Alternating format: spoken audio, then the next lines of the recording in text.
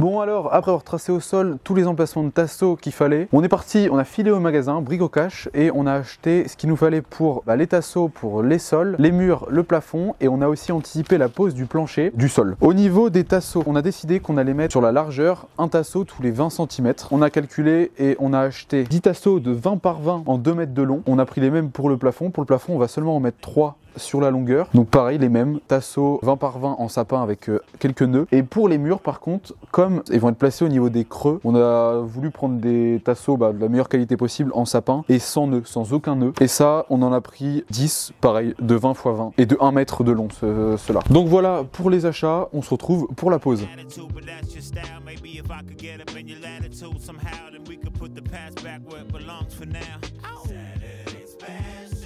Alors ce qu'on a fait là, c'est qu'on a prépositionné les tasseaux sur le sol pour savoir exactement où on va les fixer. Là, on pré-perce avec des trous avec un foret de 4 mm et ensuite on pré-percera les têtes de vis avec un foret de 8 mm.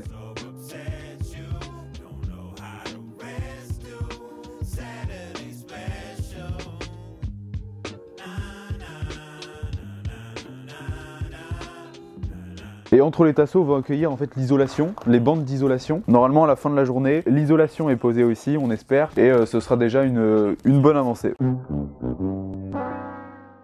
Avant de me lancer, je pensais que j'aurais pu limite tout faire moi-même, que tout aurait pris un peu plus de temps, mais que j'aurais pu tout faire moi-même avec plus de réflexion, apprendre certaines techniques. En fait, je me rends compte là que tout prend un temps fou, même avec mon père qui s'y connaît pas mal en bricolage et qui a tous les outils pour. Là, hier, on pensait pouvoir poser tous les tasseaux de la structure, donc au plafond, au sol et sur les côtés. Au final, en 3 heures de temps, on a réussi qu'à placer les tasseaux au sol. Pourquoi? Parce que il y a des petits problèmes partout, un trafic, mais comme tout projet, je pense, rien n'est droit, rien n'est plat, donc c'est toujours difficile, des vis qui se cassent dans la tôle, un tasseau qui passe pas de quelques millimètres donc faut le raboter de nouveau, un espace qui est un petit peu trop large et du coup le tasseau repose sur rien. Mon père apporte plein de techniques et je vois que tout seul j'aurais mis un temps monstre, surtout dans le laps de temps que j'ai moi avant de partir. Je vois que ça aurait été très compliqué. On sait pas si on arrivera à finir à temps, en tout cas on va tout faire pour. Là on est sur la partie tasseau et isolation. Cet après-midi je pose toute l'isolation avec un ami qui vient me rejoindre. Au sol il n'y a pas de souci, on a posé les tasseaux donc j'ai plus qu'à poser les bandes d'isolation entre chaque tasseau. Sur les côtés et sur le plafond, je vais poser des grandes plaques d'isolation sur les parties creuses puisque de toute façon il n'y a pas de tasseaux qui seront reçus ici. Donc les tasseaux on va les poser après. Au niveau de l'isolation, j'ai décidé de partir sur de l'Armaflex. Alors c'est pas la solution la plus écologique mais en tout cas c'est la solution la plus simple et la moins chère aussi quand on débute dans un aménagement de van. De toutes les recherches que j'ai pu faire et que vous avez sûrement dû voir aussi, ça se bat souvent entre l'Armaflex et un mélange de liège projeté et de biofibre je crois, quelque chose comme ça. Mais quelque chose de apparemment beaucoup plus compliqué à mettre, il faut des outils, il faut du temps, il faut plus d'argent. Bon, donc j'ai préféré partir sur cette solution-là. Bon, j'ai acheté 2 rouleaux de 6 mètres carrés de 19 mm d'épaisseur et un rouleau de 10 mètres carrés de 10 mm d'épaisseur. Les 19 mm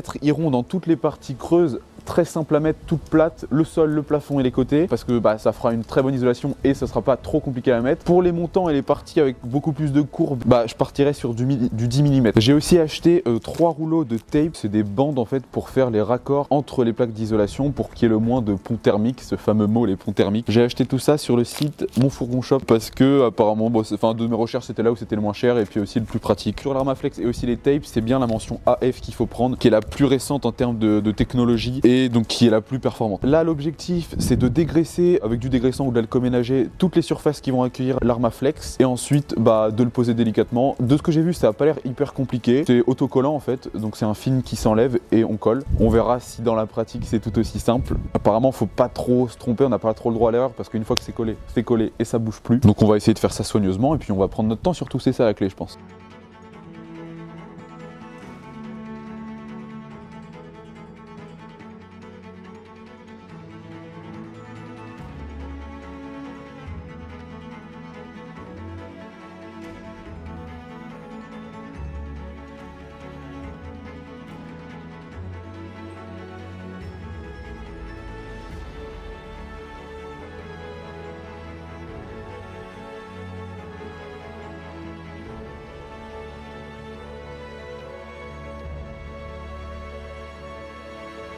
Ceci est enfin la fin de cette vidéo. Pour vous, ça va peut-être durer que 5 ou 10 minutes. Moi, j'ai ça dans la tête depuis 8 jours consécutifs. Je rêve Armaflex, je pense isolation, je respire dégraissant, je n'en peux plus. Au moins, c'est fait. C'était même pas la tâche la plus difficile, mais peut-être celle qui prend le plus de temps parce qu'il y a plein d'endroits à aller mettre de l'isolation. Toutes les parties grises que vous voyez, c'est soit des montants là par exemple, ou derrière là, il y a de l'isolation. Là, bah pareil, il y en a tout en dessous. La partie grise là, bah ça va accueillir un mur, donc on a besoin de visser dans la tôle, donc on n'en a pas mis. La partie grise là-bas, ça va accueillir de la moquette, donc ça, je peux pas en mettre non plus. Les montants là, ils vont accueillir des tasseaux, donc je peux pas en mettre non plus. C'est possible qu'après, on en rajoute un petit peu à certains endroits qu'on jugera pas utile de ne pas en avoir, mais pour l'instant, on préfère avoir accès au maximum d'endroits qui nous semblent pertinents. Je pense que le conseil principal que je peux vous donner, c'est pas un mythe. Achetez beaucoup de lames de cutter. Moi, pour vous donner une ordre d'idée, pour faire tout ça, j'en ai utilisé 6 des grosses lames de cutter qui devaient faire 2 cm. J'en ai utilisé 6 et la dernière était complètement HS. J'avais du mal à couper. Comme l'Armaflex est très corrosif, elle attaque votre lame et après ça coupe plus. En soi, c'est pas si grave que ça. Déjà, ça fait une découpe pas propre, donc c'est pas satisfaisant. Et ouais, ça effrite plein de morceaux. Des fois, on rate notre coupe, ce qui attaque un autre morceau d'Armaflex. C'est dommage. Pour faire quelque chose de propre, achetez. Franchement, là, si j'avais une dizaine de lames, j'aurais utilisé les 10 sans hésitation. Un autre conseil, c'est même pas des conseils en fait, c'est juste que j'ai subi pendant cette pose d'Armaflex, c'est ne réfléchissez même pas à la douleur de vos mains, parce que quand vous allez mettre de l'Armaflex dans les montants là, il va falloir passer par en dessous, et là, les arêtes des tôles, bah ça coupe. Vous allez vous niquer les mains, vous allez avoir mal. En plus des gants, c'est pas très pratique, parce que des gants, ça rajoute une épaisseur à votre main. Déjà que là-dedans, votre main passe pas beaucoup pour aller tout au fond. Vous avez besoin en plus d'avoir une très bonne sensibilité au bout des doigts pour pouvoir attraper le film plastique au bout d'Armaflex. Donc vous allez pas tellement réussir avec des gants. Donc juste subissez les mains et y aller en mode robot. Des fois, il faut pas forcément se prendre énormément la tête pour faire des calculs. Par exemple, sur les passages de roues, pour faire les arrondis,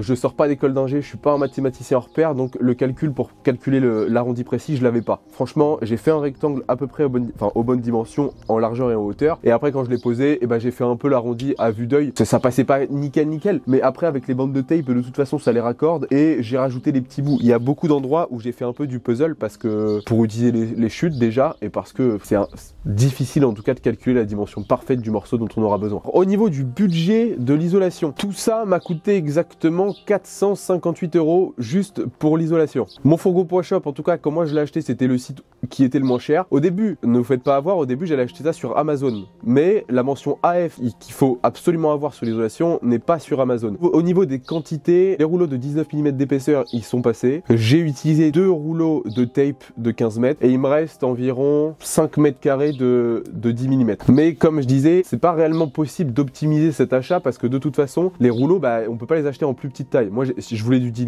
mm, j'étais obligé d'acheter 10 mètres carrés. J'aurais pas pu acheter que 5 mètres carrés. J'ai fait le meilleur achat que je pouvais. Faut être précis dans ce qu'on fait, mais c'est aussi ça le voyage. Le projet, le but, l'objectif final est bien sûr le voyage, mais c'est pas que ça. L'aménagement, c'est aussi quelque chose, en tout cas moi, qui me plaît. Faut prendre son temps, faut venir avec de la musique tranquille. Si vous posez que ça en une après-midi, c'est pas beaucoup, mais vous ferez que ça. Et au moins, ce sera de l'avancement. Donc, pas de pression. Pensez que moi, j'ai mis 8 jours pour faire tout ça et que je suis quand même très content. On se retrouve dans la prochaine vidéo qui sera normalement du kiff, parce que là, ce sera encore quelque chose qui attaque l'esthétique du van final, et ce sera le plafond. Vous allez voir ce que je veux faire. Je veux faire quelque chose d'un peu précis, donc ça me prend du temps pour rechercher les matériaux dont j'ai besoin. Mais là, ça devrait arriver et ça va être du kiff. Bon je vous dis encore une fois, bon aménagement ou pas, et à la prochaine.